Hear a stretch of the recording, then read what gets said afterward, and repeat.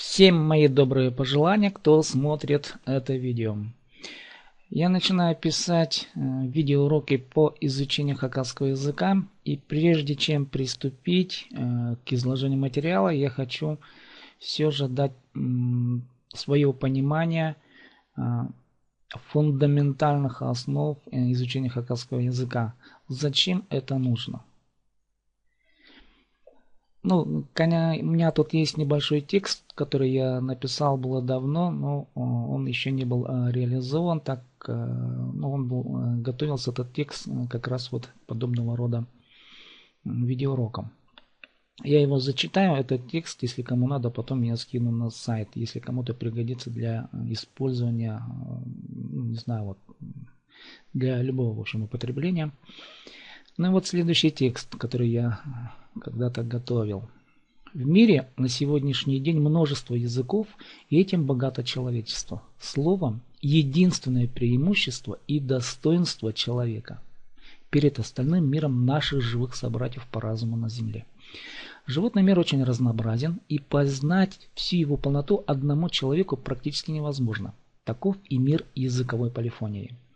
В мире количество народов и разнообразие культур имеет невообразимые окраски, и понять каждую культуру одному человеку практически так же невозможно. Наш мир на самом деле представляет собой количество усвоенных слов и образов. И каждый язык, каждый народ воспринимает все окружающее в некой стилевой самобытности, которая складывалась исторически миллионами, наверное, даже лет. Русскому языку окружающая действительность представляется иначе, чем, скажем, английскому языку или китайскому. Казалось бы, внешний предмет один и тот же – наша земля или небо. Но то, каким же образом отразился внешний объект в нашем сознании, это уже не совсем одно и то же. К примеру, то же небо отличается от хакасского «тигр», хотя объект направления нашего взора направлен на одно и то же внешнее явление. Отличается субъективным ощущением. И эмоциональную, эстетическую, какой хотите, окраску слова «тигр» нельзя получить средствами любого другого языка. Так же, как и слово «небо». Нельзя восполнить тонкости мировосприятия. И эти тонкости языка откладываются в каких-то непознанных пока для нас в полной мере тех же нейронных связях. Каждая из двух слов в нашем мозгу, в центре космического разума, прокладывает разные сплетения нейронных потоков, которые на уровне физиологии ощущений дают отличительные реакции на внешний мир. Человек – существо познающее, и познавать мир во всей его эстетической полноте, а человек от остального мира этим и отличается, имеется в виду животного мира, возможно только с помощью слова. Иного просто не дано. У каждого языка своя судьба, своя история, своя красота и свой стиль понимания вещей.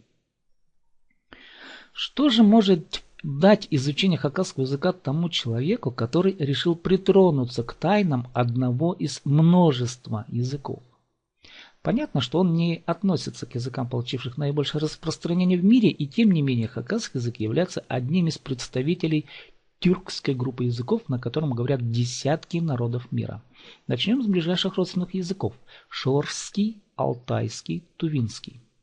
Далее киргизский, казахский, башкирский, татарский, карачаево-балкарский, каракалпакский, затем уйгурский, узбекский, туркменский, азербайджанский, турецкий, гагаузский языки, и якутский, чувашский стоят чуть особняком. Возможно, не все языки здесь еще перечислены. Изучение хакасского языка позволит приблизиться к пониманию основ культуры родственных языков. Это в глобальном масштабе. На хакасском языке созданы прекраснейшие богатырские произведения Иль-Алып-Тугнумахи, которые до сих пор требуют углубленных исследований. И в качестве ученого здесь можно реализовать себя наилучшим образом. а мифы и легенды, а сказки. Для перспективы научного исследователя здесь еще множество докторских диссертаций. Знания хакасского языка без особых усилий могут вам помочь в чтении древнетюркских знаков, надписей, на которые ссылается весь тюркский мир и считает их своими древними истоками. А эти надписи для жителей Хакасии практически в 2 шагах от нашего с вами дома. Есть очень хорошие хакасские писатели, журналисты, чьи произведения до сих пор не переведены на другие языки. А эти произведения стоят того, чтобы быть названными мировой классикой. На хакасском языке есть великолепное музыкальное произведение, и знание языка вам поможет понять красоту и сочность, например, искусства импровизации, тахпахов. Хакасский художественный язык в своих возможностях очень даже разнообразен. К примеру, на хакасском языке в одном произведении можно воспользоваться разными техническими возможностями ритмического рисунка стиха, народным фольклорным стихом, силлабическим метром и силлаботоническим. Это реализовано в романе «Стихах» у Моисея Баинова. Но это только начало. Практикуя хакасский язык, вы заслужите уважение у народа, говорящего на его языке. Если же вы считаете себя коренным представителем хакасского народа, но вам не удалось приобщиться к истокам родного вам народа языка, у вас есть возможность исправить ошибки ваших предков, родителей своих, и реализовать себя как личность. Это очень важный момент. У нас есть немало представителей хакасов, которые в свое время по тем или иным обстоятельствам были отлучены от хакасского языка, и, изучив родной язык, они подняли свое собственное достоинство как человека, как личности. Человек, ведь мы, как помним, существо познающее, и вы можете приподнять свое достоинство в своих собственных глазах. Ну вот этот текст я готовил для тех, кто решил притронуться к хакасскому языку. Ну и теперь давайте приступим именно к самому хакасскому языку. Что такое хакасский язык? Ну, давайте мы сначала разберем основные фундаментальные положения в изучении хакасского языка. Проще говоря, какие есть общие правила, какие есть общие знания, что нужно всегда помнить, когда человек будет изучать язык. Да? Вот, есть таких, ну, на мой взгляд, 2 фундаментальных правила. Какие бы слова, какие бы тексты ни были, но их всегда нужно помнить, что хакасский язык – это агглютинативный язык. Что это значит? Это значит следующее. Я сейчас вам покажу рисунки. Вот. Хакасские слова, они строятся по следующему принципу. Запомните образ поезда. Свяжите слово агглютинативный язык с поездом, да? И все будет понятно. Что это означает? Это значит, корень слова всегда стоит впереди. Всегда. Корень слова в хакасском языке не может где-то посередине стоять или позади. Он всегда впереди. Это главное правило. И за ним уже притягиваются вагончики. Ну, их мы называем аффиксы или окончания. Это школьное понимание слова, да? Так вот, смысл всего слова выстраивается вот именно с помощью головного поезда, то есть корня слова, и примыкающих к ним аффиксов. Ну и здесь я пример дал, взяв за основу русское слово. Город, допустим, да? Город – это корень слова. Тар – это аффикс множественного числа. Да – это аффикс места. Город – тарда. И получается в городах. Да, это слово переводится таким образом. В общем, это и есть общее правило. Всегда помните, корень слова в хакасском языке всегда впереди. И в хакасском языке нет предлогов. Вот это нужно запомнить. Вот это самое важное фундаментальное правило при изучении хакасского языка. Это называется Поэтому хакасский язык называют агглютинативным языком. Далее. В хакасском языке есть закон сингармонизма. Что означает это явление? Проще говоря, есть правило соответствия звуков друг другу. В хакасском языке звук имеет определенный порядок, чередование звуков. Каков же этот порядок? Но изначально обратим внимание на гласные звуки. Гласные. Условно говоря, в хакасском языке есть два противоположных клана. Ну, я тут решил взять рисунок в форме инь-янь, да, как черное и белое. То есть это то, что никогда не соприкасается и не перетекает одно в другое. Ну и вот есть определенные гласные. В хакасском языке это е, и, ю. Или их аналоги, уже долгие аналоги, да, этих звуков. И еще. Вот эти звуки, они никогда не пересекутся со звуками твердого ряда, так называемым, да, а, о, у, и. То есть, если в корень слова построен из, скажем, город, да, давайте мы вернемся сейчас опять к нашему поезду, да.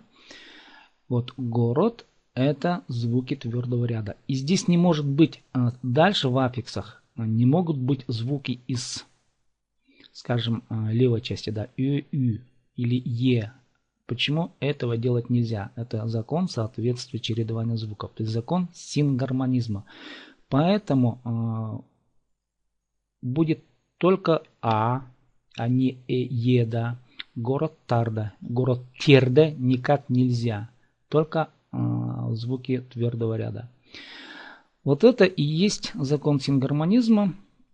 И это правило, оно всегда работает. Это фундаментальная базовая основа. Но дальше также закон соответствия звуков касается и согласных звуков. Не только гласных, но и согласных.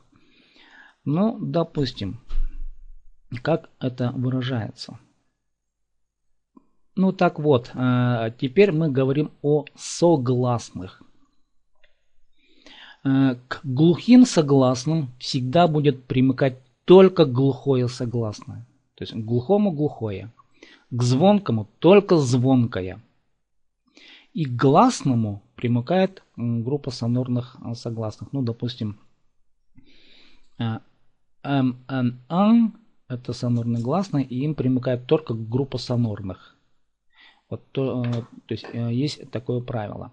Но нужно пока запомнить следующее. К глухому согласному примыкает только глухое. К звонкому примыкает только звонкое. И к гласному примыкают звонкие согласные. Давайте мы сейчас посмотрим.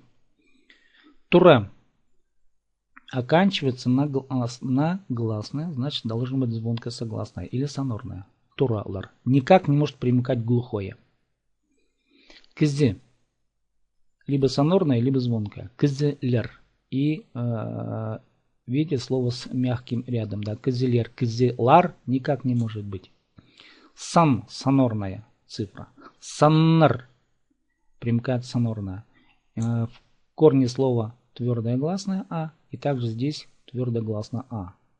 Сом фотография сонорная. Примыкает сонорная. Сомнар. В корне слова твердогласное, также в аффиксе твердогласное. Сан сонорное. Ан обязательно примыкает сонорное. Саннар звон. В корне твердогласное, в аффиксе твердогласное. Эн цвет. Эн мягкое гласное. Соответственно, в аффиксе ряд мягких гласных. Е. Эн нер. К сонорному примыкает сонорное. Н. Эн нер. Хат. Баба. Твердое гласное а, соответственно, здесь в аффиксе тоже твердое. Хат — это глухое согласное т, соответственно, глухое согласное т. Хаттар. Ат — лошадь. В корне твердое гласное, в аффиксе твердогласное. Оканчивается на глухое согласное т, следовательно, примыкает к нему аффикс с глухим же согласным. Аттар. Чистак — ягода. Видите, в корне и е это мягкого ряда, гласно мягкого ряда. И, соответственно, в аффиксе тоже мягкого ряда. Это закон сингармонизма. И закон к глухому примыкает глухое. И также здесь т. Чистек, тер, чистек, дер или чистек, лер в хакасском языке быть не может. Эртек утка мягкого гласного. То есть е мягкого ряда звуки. И, соответственно, в аффиксе тоже мягкого. Эртек, тер. Ну вот это и есть базовая фундаментальная основа изучения хакасского языка. И это нужно всегда помнить. Всегда знать, что это работает. И любое слово вы должны раскладывать именно по этим правилам. На сегодня пока все. С вами был Сибдей Том. Подписывайтесь на видеоканал. Будут следующие видеоуроки. Задавайте вопросы. Желательно задавать вопросы прямо на YouTube. Вообще рекомендую вам на YouTube открыть свой аккаунт. Точнее говоря, в Google открыть свой аккаунт и задавать вопросы прямо под видео. С вами был Сибдей Том еще раз. До следующей встречи.